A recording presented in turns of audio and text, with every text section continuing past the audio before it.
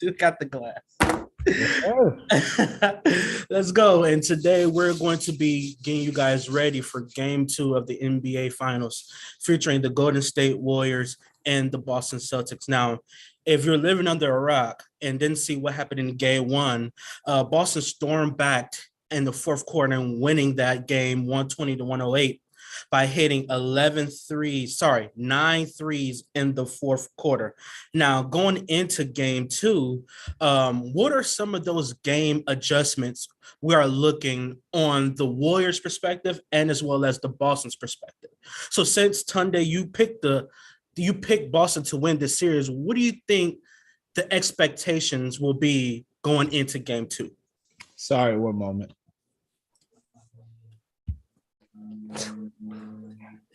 It's just as good as it was last time. It's crazy. So my expectations going into tonight, think we'll get a lot of the same from Boston. Interested in seeing what the pick and roll coverage looks like. They got burned a lot in that they got burned a good amount in that area in game 1, although I think some of it was a little overblown. They got caught in transition a few times with some bad communications on actions they wanted to switch. But I'm interested. I think it'll be a good series and a good game tonight as a kind of a continuation of that. Big thing is that I expect better basketball from Jayson Tatum. Let me rephrase that. Better scoring from Jayson Tatum. I think he played fairly well in game 1, minus the fact that he shot 3 for 17. Spoiler alert, I do not expect him to shoot 3 for 17 again. I am expecting him to go for somewhere around 35 tonight. I think he's about to have a huge game. Lots of sidestep threes for everyone. Josh, you picked the Warriors to win this series in 6, I believe. So what are some of those adjustments that you would like to see Steve Kerr make in this game 2? Yeah, I think on defense, the number one thing, it has to be, you touched on it with allowing so many open threes in that fourth quarter. I saw the stat that 38 out of the 41 3-point attempts were open or wide open. I know that they were trying to force the ball out of Tatum's hands. So, you're going to give up open shots to other players, similar to what they were doing in the Dallas series. But you can't allow 38 of them to be open shots. Tunde, you mentioned it before we got on here. Al Horford, with 12 feet of space, is a great shooter. He might not be that good of a shooter, if you're within that 4 feet, you get a hand up. I just feel like the overall contests have to be better for the Warriors. If you're not going to be able to contest a shot, you got to try and run the guy off the 3-point line. I just think that fourth quarter they did a lot of things wrong on defense. But we know that this team has the capabilities, so I feel like they'll probably get that tweaked.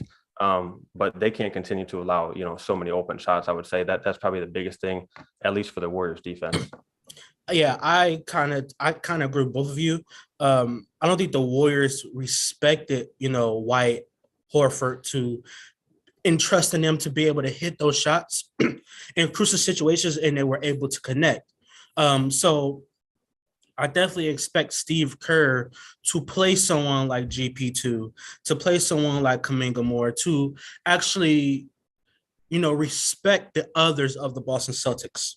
And I wanted to ask Tunde, because we all know that 3 for 17 was just phenomenal. It's not going to happen again for Jayson Tatum. But if he is going off for 30 and 40, how do you think that affects others that went off in game 1? White, Horford, do you think that has any impact? If he's going off, do you think that limits them to some degree? Nah, not at all. Jayson Tatum's scoring gravity is a large part of why guys got open looks in game 1. He didn't have 13 assists for no reason. He's the focal point of the game plan for the Warriors in trying to get stops. And him scoring is just going to lead to him being able to make more advanced reads, throw more hit-aheads, passes like that, and different things to get those guys the ball. It's not going to make their lives harder. It's going to make it easier, if anything. Mm-hmm. So what are you telling Boston and hi, how you doing? Hey. What are you telling Boston for adjustment standpoints, if you're the coach, what are you telling your team that we have to play this style or play this way? Because you can typically say, let's play how we played in the fourth quarter, but you will be lying if you said quarter 1 through 4 was perfect from Boston. So they really had a perfect fourth quarter. So how do you say we want to play this style through all 4 quarters? Like, what do you tell your team? Well, do you guys think that the game plan changed in that fourth quarter, or do you just think they were getting the same shots and they really just started, going in at a high rate? I personally there were some differences, but not a ton of them. I personally think the game plan changed after the first quarter because the things that they were doing for Steph, they were sagging off others. They weren't really up in him. When you're playing against Golden State, typically when you're playing against Steph, you have to face guard him. And they weren't doing that in the first quarter. They were just kind of spying off of him, dragging late, coming and picking up on him late. And by the time they make up that gap in that space, he's already launching threes. So when they started, and Marcus Smart said it at the end of the first quarter, this is not Miami. This is not Miami where there's not that much ball movement. I want to say they don't move the ball, but they're not the Warriors in terms of ball movement. You cannot face guard the Warriors. Like, you have to get up in them. So if I'm Steph and I'm down and I got the ball on the right side, when I'm coming up and I'm trying to make my move, the defender needs to be up in him. If you give him any type of breathing room, he can do damage. So I think that adjustment that Boston made after the first quarter limited Steph in his ability to create space. And if he's not creating space, and you have Draymond Green that's not playing well, you got Andrew Wiggins that's got 20 points, but they're relatively quiet. You got Klay Thompson that's not really playing well. You got Jordan Poole who they just put a lid on. I mean, at that point in time, where does the offense come from? I mean, the big adjustment to go back to what you were talking about, Chaz, the big adjustment was basically just they picked up higher and they were able to funnel things into the paint.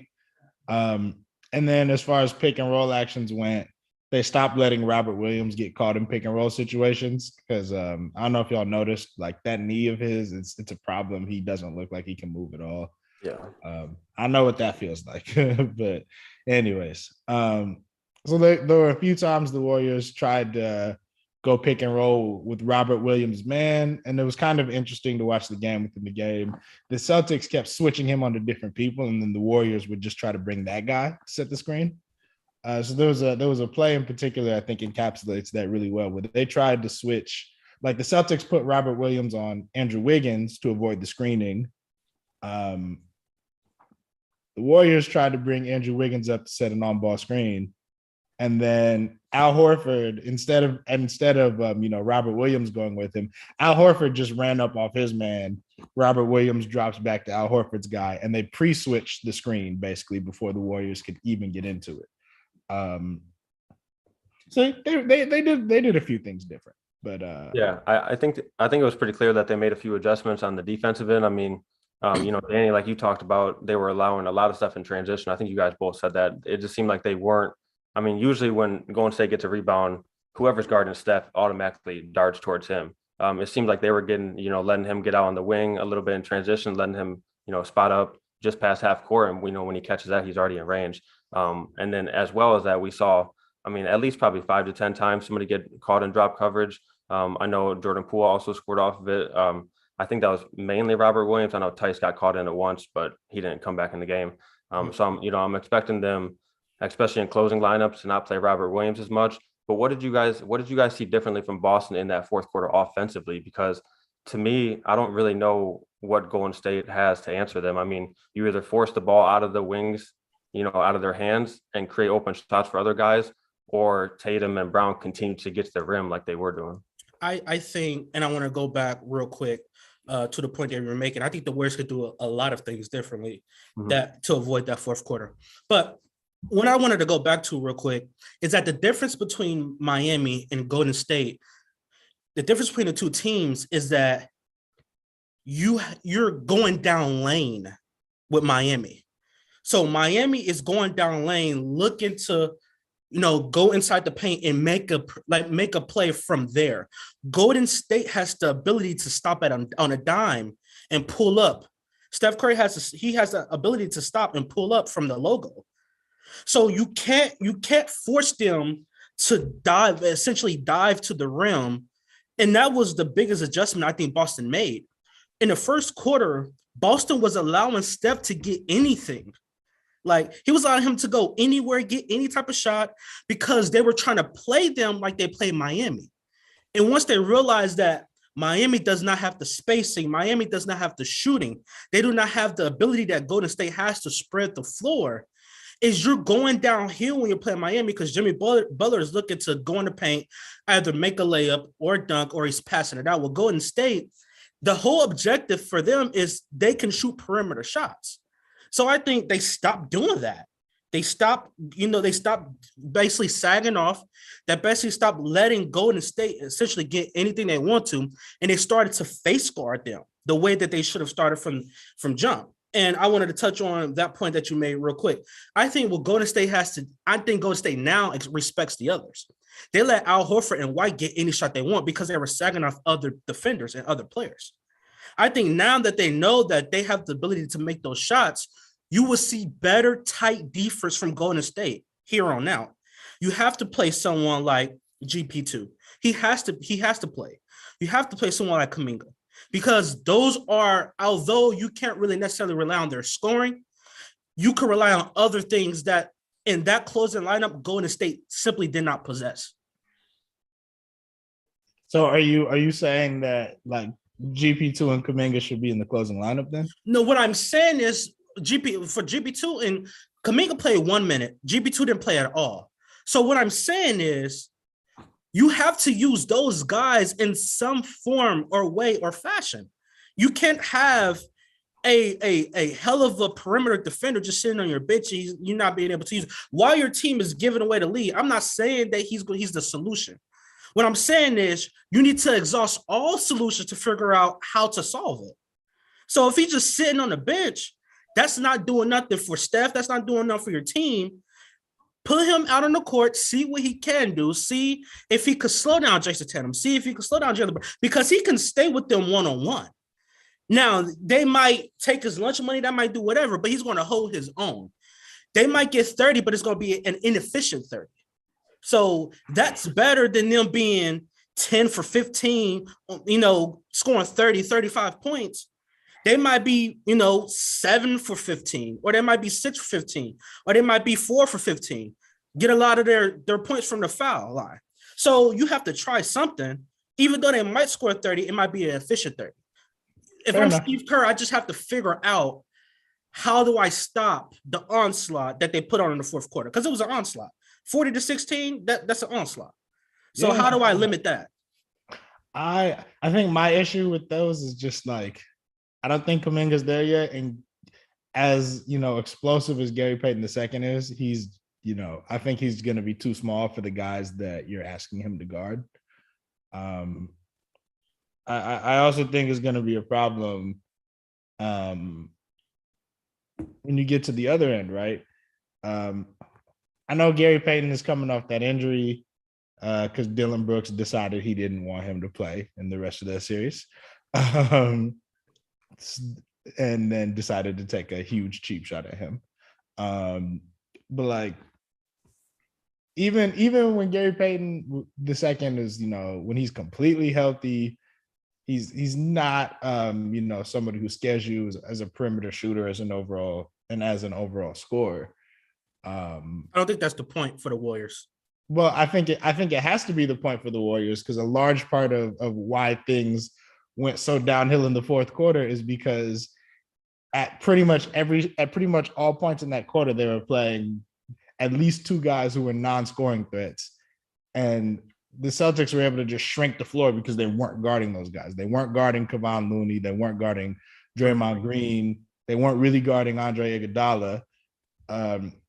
So then you're able to funnel guys, you're able to funnel like Steph and Klay. You're able to funnel those guys into Robert Williams and into Al Horford. And then it stops, and then you stop being able to score efficiently because you just don't have enough spacing on the floor. Chas, that's Yeah, where I had that written down too. I know we talked about it a little bit, in that post game that we feel like they need to have probably at least 4 scoring threats on the court at once. I mean, it just takes away so much of your offense when you have 2 of those guys, like you said, Tunde. So I really think that's something that we're going to have to watch for Steve Kerr tonight. Do you have lineups with Draymond and Looney out there ever? Besides the starting lineup, do you have Iguodala and Draymond out there in closing Iggy's out time? for game 2. Oh, Iguodala's out tonight? Yes. Okay, yeah. So, that obviously takes away that problem. You're probably going to see some of those minutes go to the guys that we just talked about. And neither of them are great perimeter shooters. So, I don't think either of those guys are scared if they get in that moment. But they're not exactly going to fix that problem. So, I don't know how, I feel like the only way for the Warriors to do it is to have, 4 guys that can really shoot or score the ball. But then on the other end, that's going to be a problem because of guys like, Jordan Poole. Well, they simply didn't play well. Like, only person that played good is Steph. He didn't even play great. They didn't play the brand of basketball that they can play. Now, I cannot say that's 100% because of Boston. I can't say that's 100% Boston. They did that. Golden State didn't play well. Don't you think Boston forced them into that though? I think it had more to do with Steph and going over for the second quarter than and Jordan Poole, obviously, because they put him in a lid. I mean, they rattled Jordan Poole. I don't know if he's still like that, but other than everyone else, I think they didn't stop Klay. Klay hasn't been making shots consistently. So, but you don't think the fact that the Warriors are playing against a team that can switch pretty much all 5 positions like that doesn't affect anything? I think it does, but what he's asked me is, do you think he essentially said, was Boston responsible? I think, I don't want to put words in your mouth, Chaz, but you asking me, was Boston responsible for the way that the Warriors played? Yeah, I don't think necessarily they're responsible for the way they played. The Warriors didn't play good basketball. Like, when it comes down to it, they didn't play good basketball. And I'm going to go back to what I said before the series started. If you're telling me that both of these teams are healthy and both of these are playing at their highest level basketball, I got Golden State. Because Golden State highest brand of basketball is better than Boston. So, go ahead. No. Okay. Yeah, so we're going to agree to disagree with that one. But yes, game 2 expectations, what are you expecting, Chaz, from game 2? Just in terms of what, like in general? Yeah, like, how do you see the outcome? How do you see the outcome of this game? Yeah, I mean, I think Golden State is probably going to come out with, just as much energy as they did in that game 1. They have to now, right? As for guys like Draymond or Klay, guys that felt like they didn't play very well in that game 1. It sounded like in media day yesterday that they're going to come out even more focused, that they know what they did wrong. They didn't seem worried at all. I just throw it out there. Yeah. No, I don't think so either. One thing that I did pick up in that was that Klay said that he thinks that he needs to get more shots. I wanted to get your guys' take on that. He was, I think, 6 of 14. How many shots would you like to see from Klay? Because he, especially in that second half, in that last 6 minutes, he only had 1 touch, and it was after the game was already, after the Celtics had already come back. So, how would you like Klay to get involved in offense a little bit more? Oh, that's a great question. I think it's always tough. I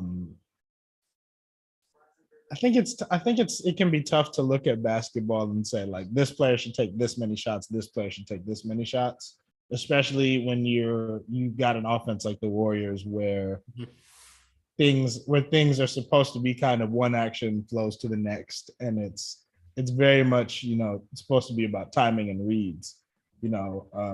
If you've got a team that's funneling you into the paint, maybe Kevon Looney gets, the 13 or 14 shots because he's catching and finishing at the rim, With that being said, I think you'll probably want to see a few more, like, I know that we had the clip that went viral when the Warriors were running that floppy action with Jordan Poole and Steph Curry, and the two of them were literally like linked arms and like slingshotted in different directions off each other. Maybe you get an action like that. But I think the thing with that is what you're likely to get is, maybe you get even too committed to Klay in that situation, and he's able to hit the big on a slip. But I think those are kinds of ways they'll be able to leverage Klay's shooting into, having him see, some real sunshine tonight. I just think he's been too inconsistent. He had that explosive game 6 on the Memphis Grizzlies, and then he had that explosive game against the Dallas Mavericks. But other than that, he's been subpar throughout this entire playoffs. So, and I don't necessarily have a problem with Klay shooting 16, 17, 18 times. My problem is the volume of which he's shooting. Klay is literally 9 times out of 10 when Klay's touching the ball, he's just letting it rip. And that's not Warriors basketball. He knows that. He's taking ill-advised threes, ill-advised shots. It's no rotation, like Tunde said. They're not playing that Warriors flow of basketball with Klay Thompson just jacking up shots. So I don't necessarily have a problem with him taking more shots. I think he needs to take more shots. I just think it's the way that he's taking them. And at certain point in times in the game, it's just some shots that you shouldn't take. Like Klay, at that point in particular time in the third quarter, at that time, I think he was like 1 for like 6 or 7. And he comes down, he dribbles, and they're in a fast break situation. They have the advantage. He take an ill-advised jump shot. Now, Klay of old, I can see that, but you're taking that not in rhythm, like you're off, and you're just taking that shot. To me, that's a bad shot. Because you could have easily had the advantage. You could have easily went into the paint and got a layup. So to me, taking that 3 when you're off, you're 1 for 6 at the particular time, I don't think it was a good shot. But I also believe he needs to shoot more or be in the offense more, I would say. He needs to create more action within the offense than what he's doing now. That doesn't necessarily mean you need to take a shot, though. Yeah. But like he's Klay Thompson. That's Absolutely. the whole point of Absolutely. That's the whole point of being a great shooter. Like, but at some point in time, Tunde, you're a hooper. Both of y'all are hoopers. Yes. If you're 1 for 6 right now, there's need to be a mental awareness, and you need to know situational awareness. I am off right now. Like I need to figure a way to get back on, and maybe take it a layup. Just seeing the ball go into the hoop now spreads the floor out for me to take the 3 next time I come down the court. That doesn't mean that I just need to jack up a shot just because I'm 1 for 16. But like the moment you stop shooting is the moment you should come out of the game when you're like Klay Thompson. They need him to score the ball. This doesn't work if Klay Thompson doesn't shoot the ball. I don't agree with that. Like, I just don't think that just because you can do it doesn't mean you do it. Like, just because Steph Curry could pull up from 75 feet doesn't mean you do it. Like, we're not talking about that. Better situation. But I'm saying it's situational awareness. The Golden State Warriors, and this is a fact, the way that they played, they invented a style of basketball that now a lot of teams play. But if you go back and look, Dallas shot more threes than them. Memphis shot more threes than them. So they know when not to shoot them. Well, I think there's always been a little bit of a misconception about the Warriors. They've been like for several years now, for like 4 or 5 years, have like taken like much fewer threes than everybody else. Yeah. But it's because of the way teams guard them. Teams commit 2 to the ball, so Steph can't shoot the 3, when he's coming off a pin down or when he's coming off an exchange or a handoff or a screen. Mm-hmm. And so they get these 4-on-3s with Draymond being one of the best in the NBA, if not the best at the NBA, at operating within that particular scenario. I mean, Klay Thompson catching and turning and shooting coming off a screen is 1,000,000,000% Warriors basketball. Absolutely. He's arguably the best or second best in NBA history at doing that particular thing. Nobody in that locker room, in that organization, is complaining with Klay Thompson and shooting threes and his shot selection. His shot selection has always been shots that are quote unquote bad for for other people. He's the second greatest shooter of all time. He gets to shoot those. But that doesn't he's averaging 20 points a game on 45, 40, 80 in these playoffs. But that doesn't take away from situation awareness. You have to know I'm 1 for 6, man. The 3 ball is not falling. I can go to the hoop, scoop, and I could get that routine and that flow going back. And maybe when I come back down on the offensive end, I'm in the flow of it. I can shoot that 3 in rhythm and see it go down. Now I got some more confidence coming in. All I'm saying is you don't have to take the very first 3 you see, you don't have to take. That's all I'm saying. Like the very first time you get a decent or not even a decent, first time you just turn the ball, wow, you don't have to do that. Like you have to play within your offense. I'm not saying that the Warriors don't want him to take that shot. But if I'm Klay Thompson, I have to realize 1 for 6, situational awareness. My team, I can extend this lead if I just take scoop, layup, and go back down the court. And eventually you will get that rhythm going. But to sit here and say, okay, this is Klay Thompson, he's 21 in the playoff, that doesn't mean that you're making the right basketball play. And I think that when it comes down to it, like, Klay knows what the right basketball play is. Yes, he needs to take more shots, but he also knows that, okay, some of these shots that I've taken is not good shots. Like, some of them have been bad shots. Like, even if Steph Curry is making 40-foot threes, that doesn't mean it's a good shot. It may be a good shot to him, but to anybody else, that's not a good shot. Right, but we're not talking about people who are regular, even within NBA context, of doing this. We're talking about this. They're talking about the second greatest shooter of all time. Yes, yeah, we so talking that about means his shot selection is going to be different. Chaz, get in here. His shot selection gets to be different than other people's. I don't even disagree with you that sometimes. No, I don't think you do. I just think I know where you're coming from. I know 100% where you're coming from. I'm just saying he needs to be aware of. I'm not saying none of these are bad shots. What I'm saying is you need to be aware in the confines of the game. If I 1 for 6, maybe it's another way that I can affect and impact my team on the offensive end instead of just hitting the 3 where I'm not in rhythm. That's really all I'm saying. Right, but like you should not stop shooting. You should not stop looking for your shot as a shooter when you're coming off the screens, whether you're in rhythm, out of rhythm, whether rhythm has completely left your body or you've forgotten what rhythm is or what have you. But like you should be thinking, like if you're 1 for 6, you should be thinking like number 7 is going up and it's going to be a make. If you're not thinking that, then you should probably not be playing anymore. Go ahead, Josh. Yeah, I mean, Danny, it sounds like you don't even have an issue with, the shot or the shot attempts. It's just you would like to see him be a little more patient, which, I get the argument. I think we all understand why Klay takes those shots because he 100% knows that he can make every single shot he takes. But that doesn't necessarily mean that it was the best shot, you could have gotten that possession. So, I definitely see where both of you are coming from. But, what are you guys expecting from tonight? Not in terms of shots, but do you guys expect him to play better or worse than game 1? I would expect him to play a little bit better. I expect Klay to be huge. Okay. I'm talking about 25, 20 in that 25-30 range.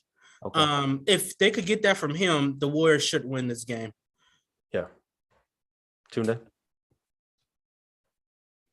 I mean, I expect a lot of that too. I think you'll get a bounce back game from Klay. I don't even want to say a bounce back game. I thought he was more than fine in game 1. I think he'll shoot the ball a little better tonight though. And I also think that, somebody like Jordan Poole, we'll see him score the ball a little bit better tonight.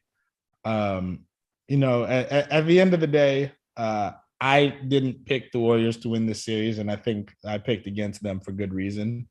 But they've got a good amount of gamers on that team, and I think they're going to ultimately, figure this out tonight and come away with the victory, probably off the back of some improved. I won't even say improved 3-point shooting because they didn't shoot the ball poorly in game 3, but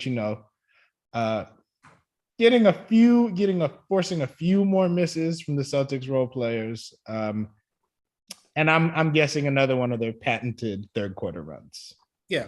So, throughout this entire postseason, this Boston Celtics team, who's in the NBA Finals, has been better on the road. They don't play particularly well at TD Arena in Boston. How does that affect Boston in this series, Chaz? So when we're talking about home court advantage, does Boston really have one? I mean, I think they do, especially in the general sense of just, is the crowd going to be fired up at tip off? And, that is still, one of the loudest arenas, I would say, in the league to this day. But, like you said, they haven't really played that well in the postseason, back-to-back series where they lost at least 2 games at home. It seems like they're a lot more comfortable on the road. They play a lot more with a lot more freedom, a little more loose. It seems like in front of that home crowd, they get pretty tight, especially, in close games. Kind of thinking about that game 5 against Milwaukee, where that was a game where I feel like they should have won. And it seemed like the crowd kind of, was just on top of them and they weren't able to close it out. So I think that's going to be a factor in, games 3, 4, and if we go back there for a game 7, but that's why it was even more important to me for them to steal that game 1 on the road. Because the Warriors I think they were 9-0 coming into that in the playoffs at home. So, to get that one, I feel like it gives you a little bit more ability to relax at home, which is something that they haven't been able to do. Mm-hmm. What do you think, Tunde? I mean, I think that this Boston Celtics team has a good amount of fuck around and find out built into their DNA for whatever reason. I think both of these teams have a lot of that. Yeah, no, for sure. It's part of what's gonna make this so fun. Yeah, because somebody is actually gonna fuck around and find out. Yeah. But the Warriors did in game 1. Yeah, Warriors did in game 1. They were playing with their food and they end up, came back. Yeah, I mean, I think that, like, if we're talking about, like, if we're strictly talking about crowds and we're not like analyzing what's happening on the court, I mean, the last time the Celtics were in the finals was 2010. As much as people within Boston, I mean,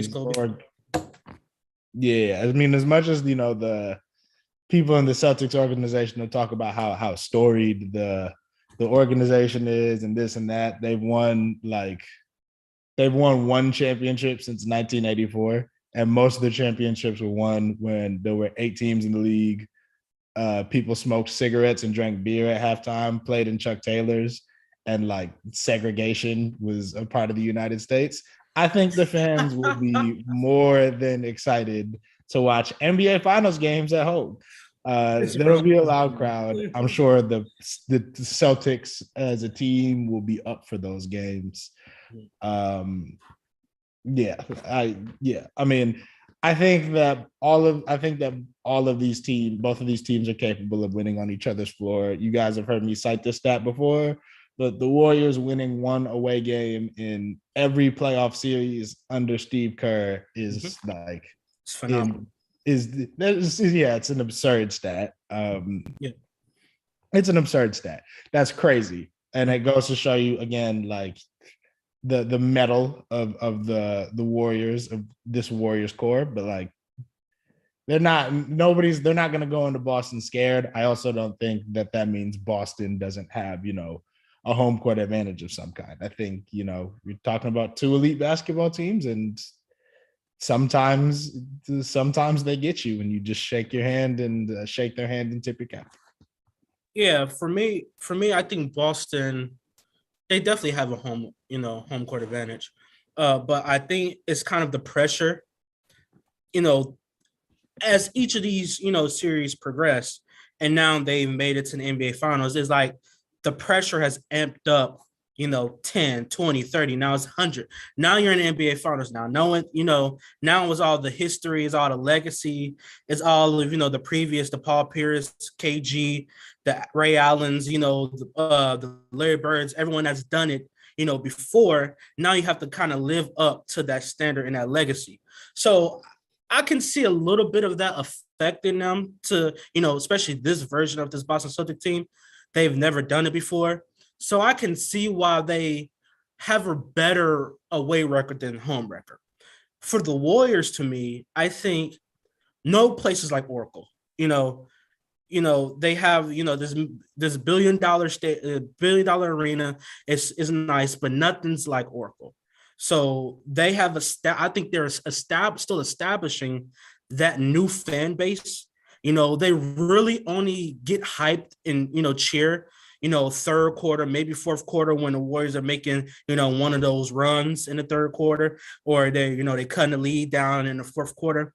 There's nothing like an Oracle crowd. So to me, I think it's kind of balanced, because you're going to get that. You're not going to get that Oracle feeling because you're not in Oracle, but you're also going to get that new foundation that the Warriors are trying to build, versus Boston. Even though they're nervous, you're going to get that anticipation that you're going to get in that Garden.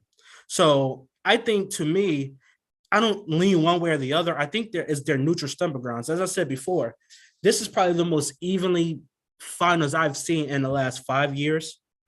I mean, we're going to talk about the benches in here in a second, but I'm talking from, although Steph Curry he's number one, but once you get past that, everything else seems even, from the bench to the coach, to everything seems about even. So to me, this is really going to be really a pick'em series. I'm going to go based on the experience again, and I'm going to go with those Dubs in 7 because they've been in this situation before.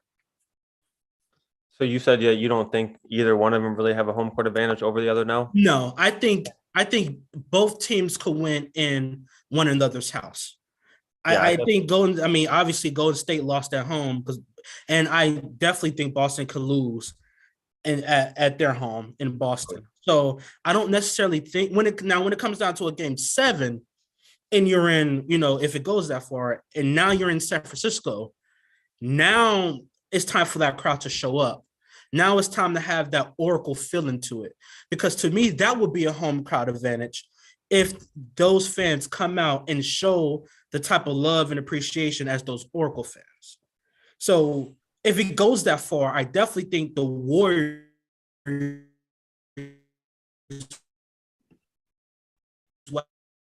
have that advantage. And that's one of the reasons why I picked them in 7, because I'm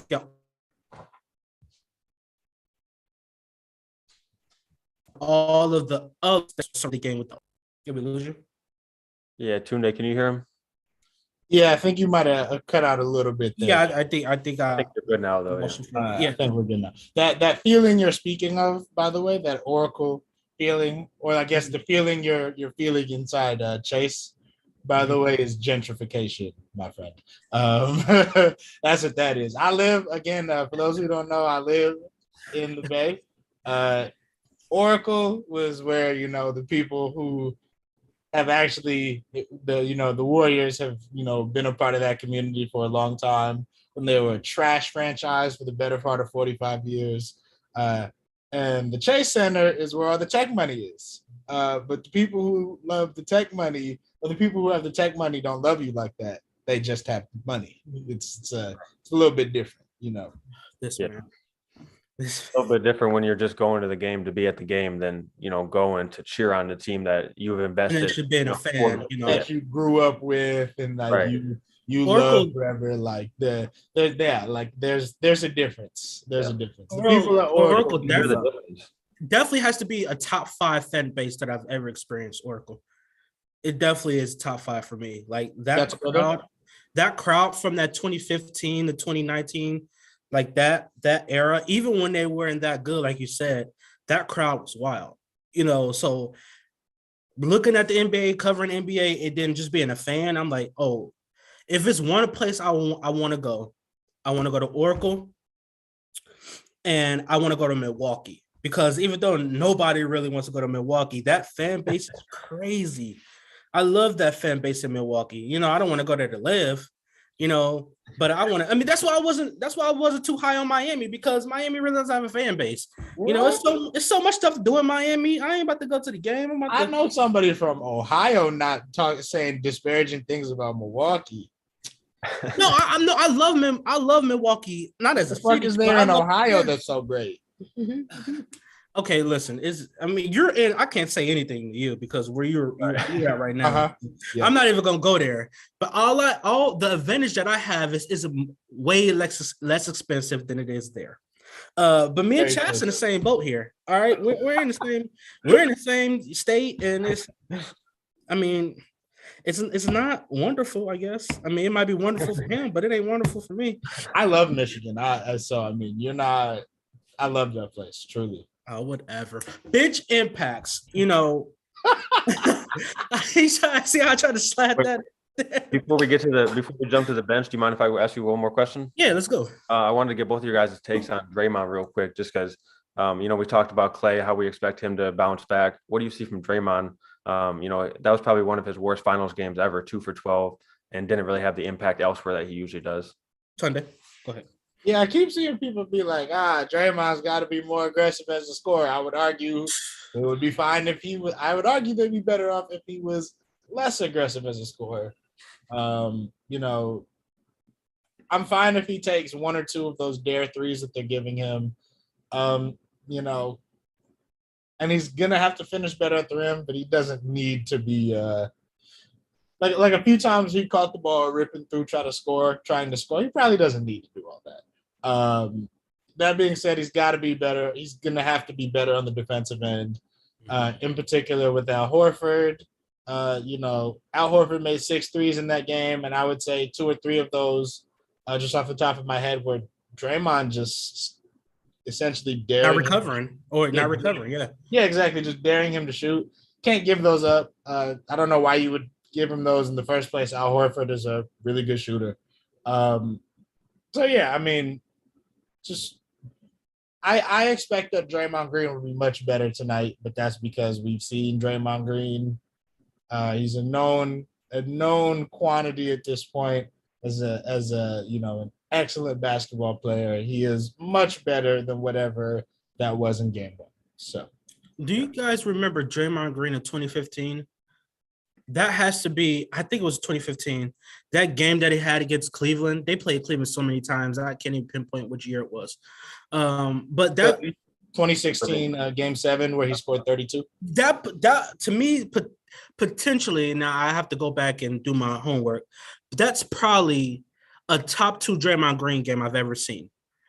It may be number 1. I have to go back and do my homework, but to me, that has to rank definitely top 3 as one of Draymond Green's greatest games. He doesn't have to play like that. He doesn't have to score 32, but I'm talking about the assists. I'm talking about the rebounds. I'm talking about being as efficient as he was. He can have that type of impact on that game like he had and score 12 points.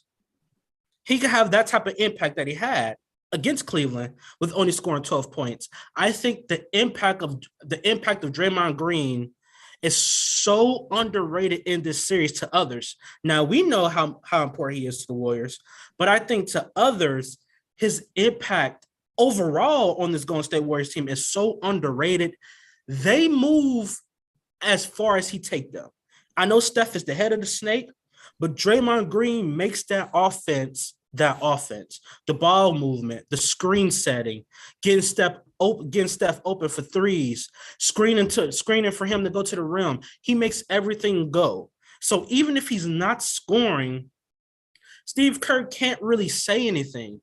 But Boston, when you're playing a team like Boston, it's so completely different than the Cleveland Cavaliers, because I don't think Cleveland had the offensive firepower that Boston possesses.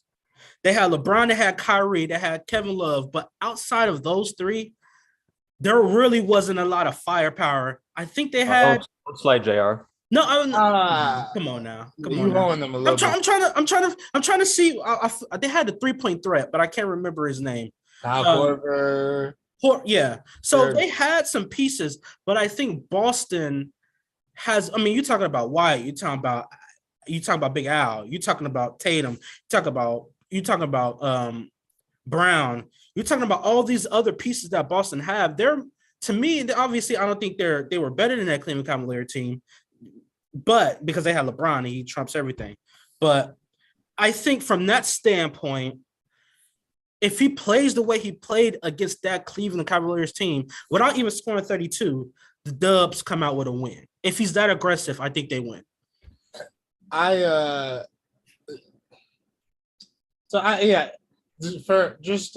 From my vantage point, I have a little bit My number one Draymond Green game of all time would have to be when he had a triple double while scoring 4 points, because you just don't see that from anyone. I also will say I have a little bit of a hard time. That's a triple single. No. He had 12. He had 12 rebounds, 10 assists, and 10 blocks. Okay. Yeah, he's notorious for the triple singles, though. 10 steals. But that was, which is a crazy stat line. I also have a little bit of trouble giving him, the credit quite like that in that game 7 from 2016, because if he doesn't punch LeBron in the balls, they don't get to a game 7. You don't think he win MVP if they would have went on to win that title? You can't win MVP after you got yourself suspended for a game doing dumb shit. No. I'm talking about if that never happened. If that suspension never happened and Draymond Green, he played the way he played and they ended up winning that series, you don't think he had at least a shot to win MVP that year?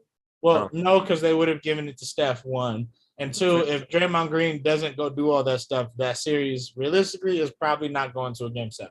So yeah, Golden State wins. Yeah, they probably would have won in 5. Yeah, they might have won in 5. Yeah, and Steph would have been MVP, I think, at that point for sure. Gotcha. But he did it, and so history is history. Absolutely. So, Chaz, I wanted to get your take on the bench impressions from both teams. How do you think Golden State and Boston bench will impact Game 2? Yeah, I'm really interested to see, because that was such a key in that Game 1.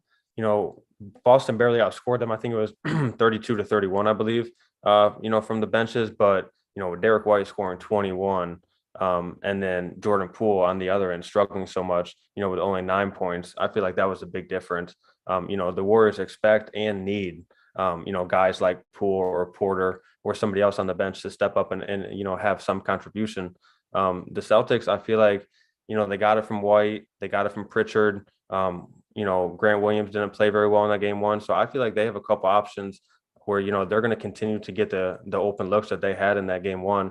We'll see if they can knock them down, but when Derek White is playing like that, and it allows the Celtics to go small, whether I feel like that really opens up a lot for them, on both ends if he's playing well. So I feel like he, going forward, he's a key, but on the other end, I feel like it's Jordan Poole for sure.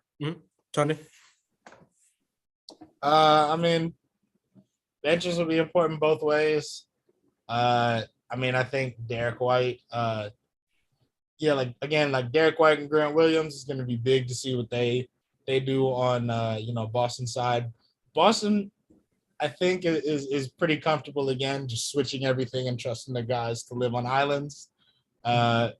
So interested in seeing how Grant Williams holds up on the Celtics, or not the Celtics, on the Dubs guards tonight.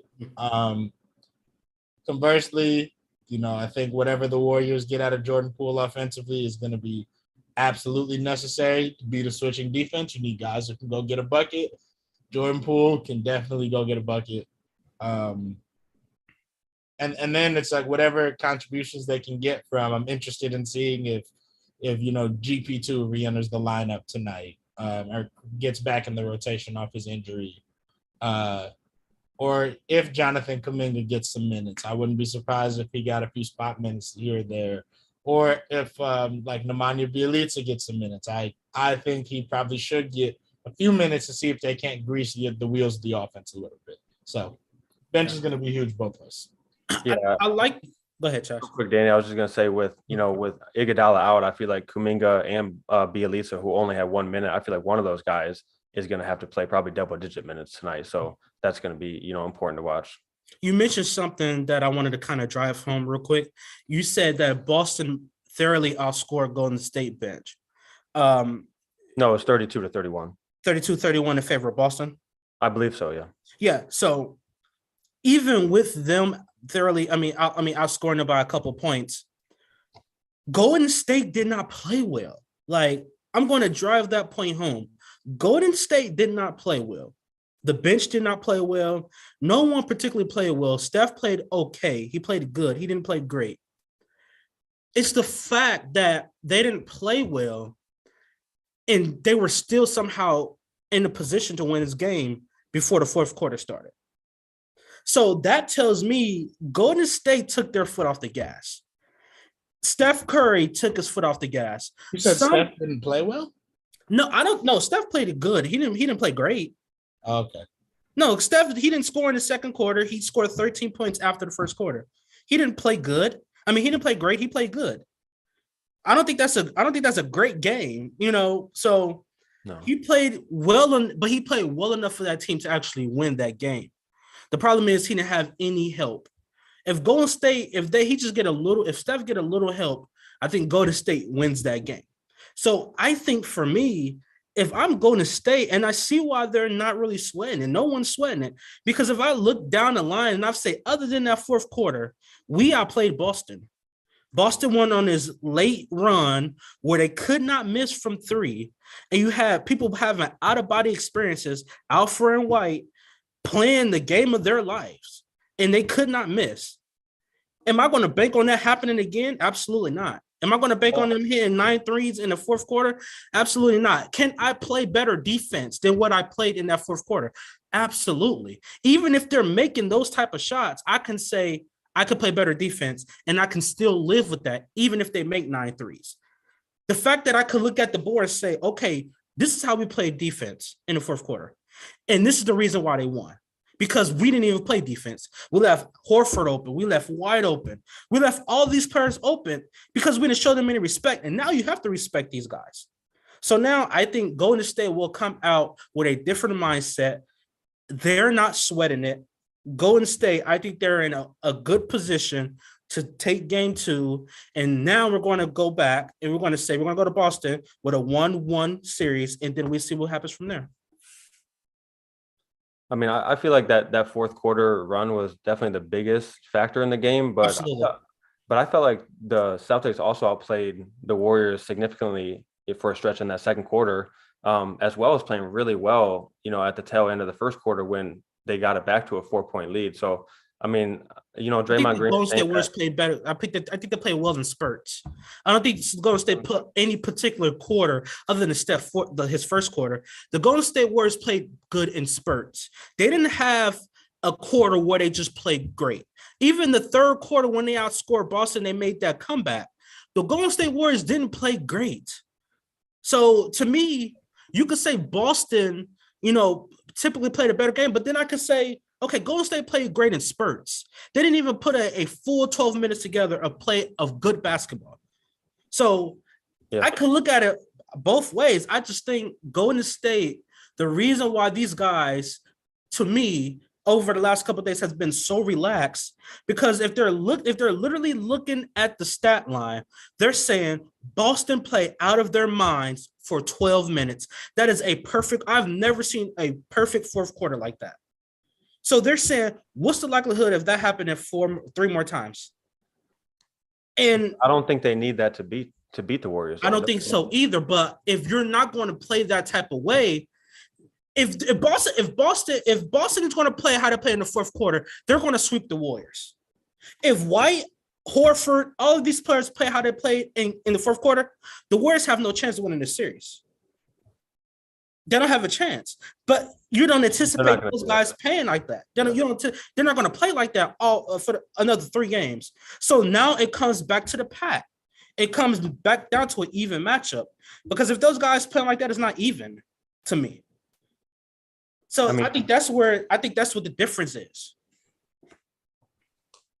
Tunde, you got anything? Nah, y'all got it.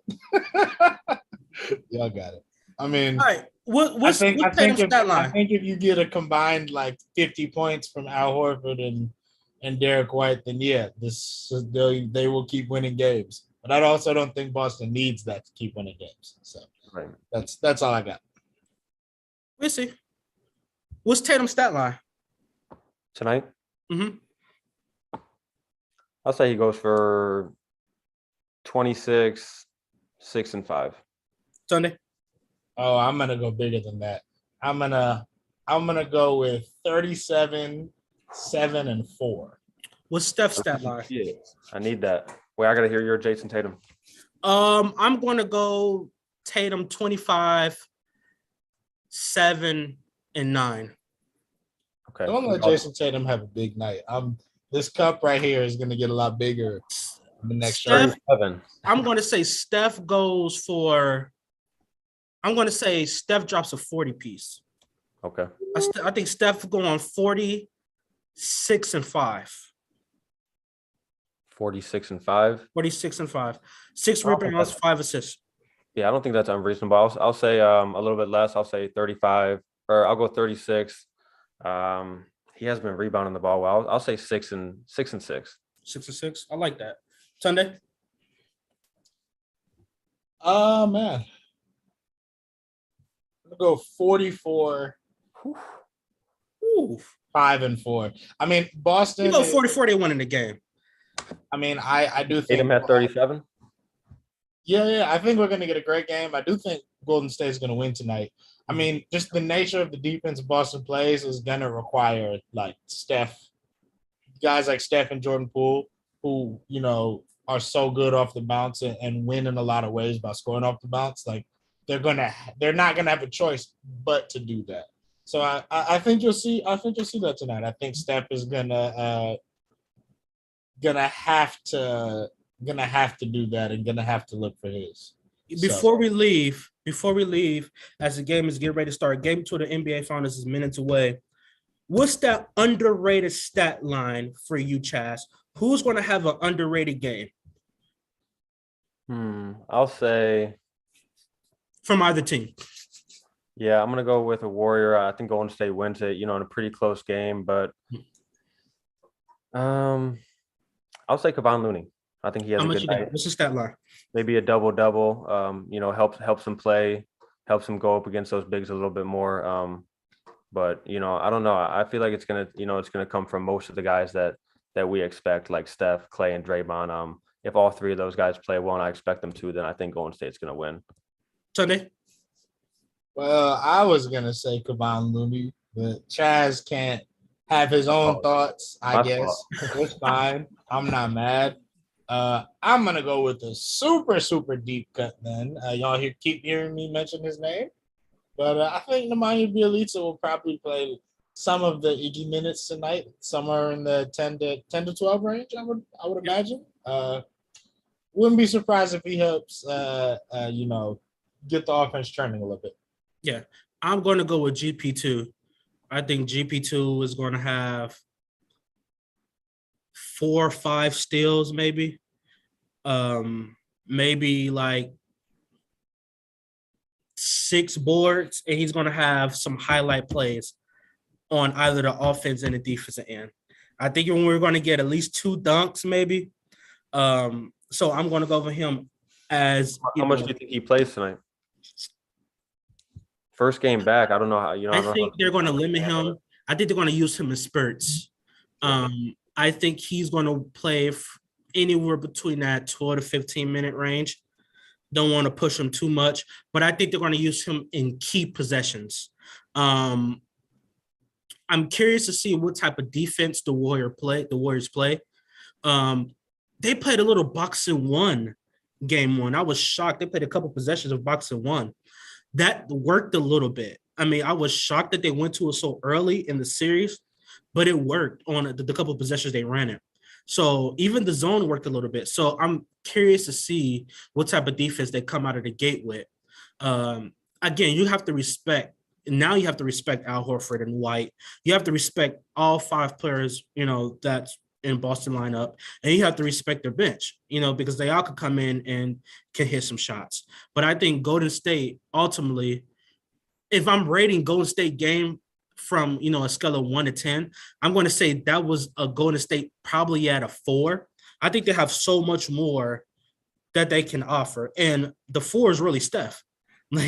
Steph gives you 4 points on his own, but nobody else really came to the party. But it should be an exciting game 2. I think we all got the Warriors winning this game. It should be fun. Any last words, Travis? They're 4.5-point favorites. Do you guys think they cover that? Or I think they cover. How about you, Tunde? The Warriors? Yeah. Hey, ESPN is giving. Let's say no, just to be contrarian. I think the ESPN gave the Warriors like a 14% chance of winning the series. Yeah, and this game it was like 40. That's insane. Yeah, I expected them to be, just over 50% for tonight, but they still had Boston at like 58. I want to I know know who ESPN is ESPN going guys by are. ESPN is going by like their metrics, but I mean, Yeah, I think we all agree that it's more than 14% yeah, chance that they absolutely. come out victorious here. But All I really think the Warriors will probably cover that spread. I think it'll be a good game and a close one. Yeah. Say more than 4.5, like Absolutely. somewhere, and it'll be somewhere around 6 or 7. All right. Any last words, guys? No. All right. Here's the basketball. Basketball. I got my imaginary glass in my hand right now. Thank you guys for joining us on this episode of the Spoken Truth Podcast Live Edition as we cover the NBA Finals Game 2 featuring the Golden State Warriors and the Boston Celtics. If you like what we do, please consider subscribing to our podcast on Spotify and YouTube. All you got to do is type in Spoken Truth Podcast in your search engine. You can find me on Twitter at Danny Murphy Jr. 1. You can find me on Twitter at Chaz_post23. And you can find me on Twitter at KingTunde25. Peace.